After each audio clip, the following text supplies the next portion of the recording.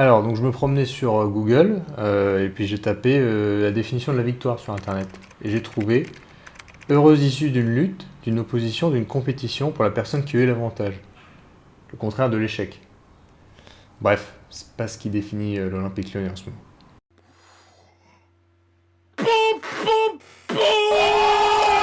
Cette saison, si tu suis la Ligue 1, t'as pas pu le louper. L'Olympique Lyonnais a pas mal de difficultés en ce moment. Quand je dis pas mal de difficultés, c'est beaucoup de difficultés en fait.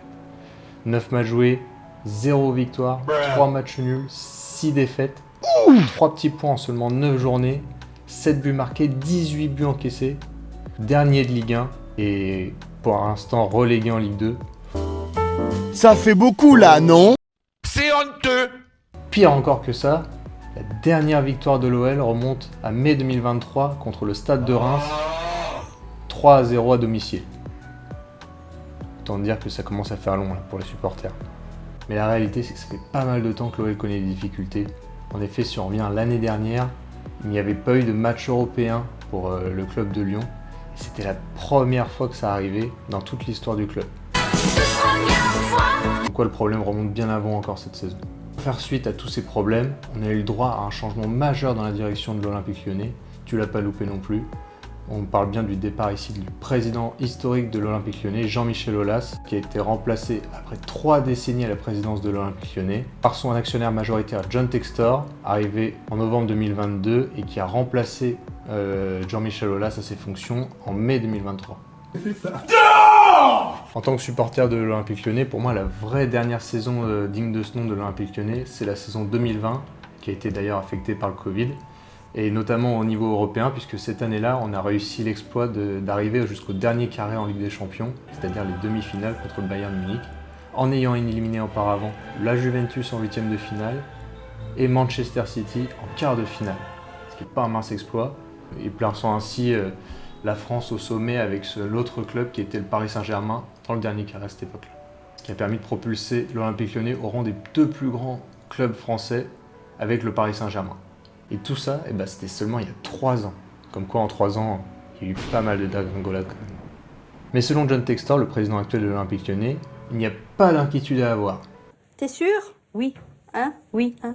Oui. Je cite, « Les gens se font du souci sur des choses qui n'ont aucun sens. J'entends parler de relégation.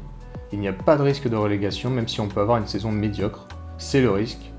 Mais vous avez vu la foule ce soir, les joueurs qu'on a, se faire du souci, ce n'est pas pour nous. Il faut qu'on travaille. » Il rajoute aussi, il n'y a pas de risque de relégation, on n'a pas eu les mains libres dans le précédent mercato, c'est en janvier que ça va se jouer, tout va très bien financièrement, on a une des meilleures équipes du championnat. Permets-moi d'avoir quelques doutes quand même là-dessus, John. Mais en interne, on se rend compte que finalement il y a quand même quelques inquiétudes. On a appris récemment le départ de Vincent Pozzo, directeur du football de l'OL, et on parle également de Fabio Grosso, l'entraîneur de l'Olympique Lyonnais, qui serait sur la sellette.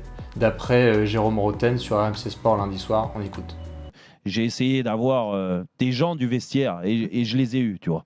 Et je les ai eus. Et je peux te dire que Grosso, je ne vais pas dire les noms bien sûr parce que ça peut les mettre en difficulté, mais Grosso, il est déjà sur la sellette. Il est lâché par le vestiaire lyonnais. Il n'y a quasiment plus un joueur qui peut se le voir. Il y a des joueurs expérimentés, très expérimentés, qui m'ont même dit... Il est dans ce qui est peut-être le plus nul des entraîneurs que j'ai eu. Non, mais c'est la vérité, qu'il a mis tout le monde à dos. C'est une très grosse info qu'a sorti Jérôme Roten ce lundi soir sur RMC. Et si ces infos s'avèrent vraies, bonne ambiance dans le vestiaire de l'OL. Ça permet peut-être d'expliquer certaines difficultés que rencontre le club sur le terrain et en dehors du terrain en ce moment. Surtout quand on voit le calendrier à venir maintenant de l'Olympique Lyonnais pour la fin 2023. Ça va être très compliqué de remonter, voire quasi mission impossible.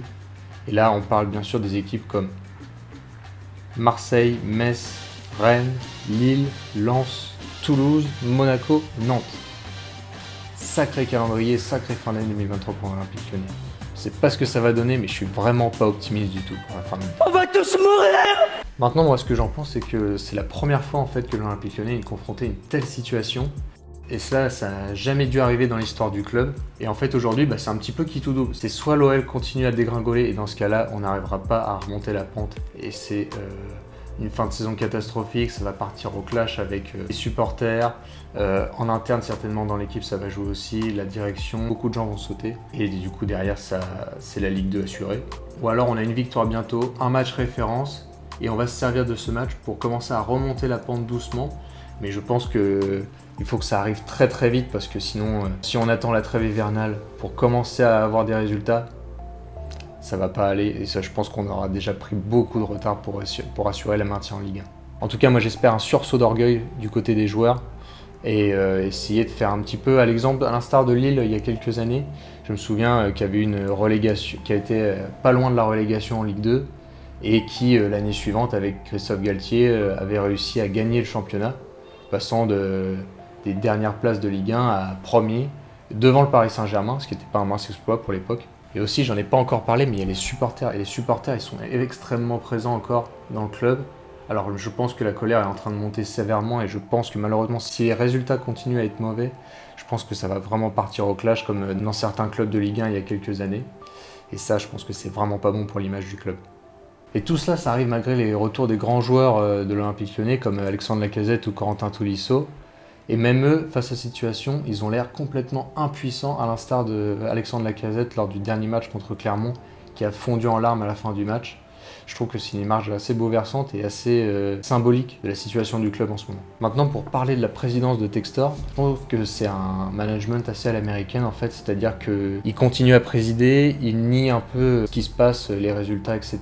Et il veut toujours aller de l'avant, il pense qu'il y a les moyens, et en fait, je pense qu'il est surtout attiré en fait par le côté financier parce que c'est ce qu'il a évoqué. Alors c'est important certes dans un club de foot, mais c'est pas ce qui va provoquer des résultats forcément, du côté sportif du moins.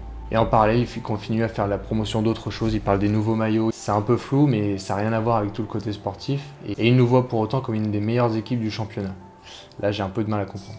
En tout cas, moi, je continue à y croire. Je pense que vraiment, l'Olympique Lyonnais peut remonter et peut avoir un sursaut d'orgueil. Mais il faut que ça arrive très rapidement. De toute façon, je ne peux pas imaginer un club comme l'Olympique Lyonnais en Ligue 2. C'est impossible.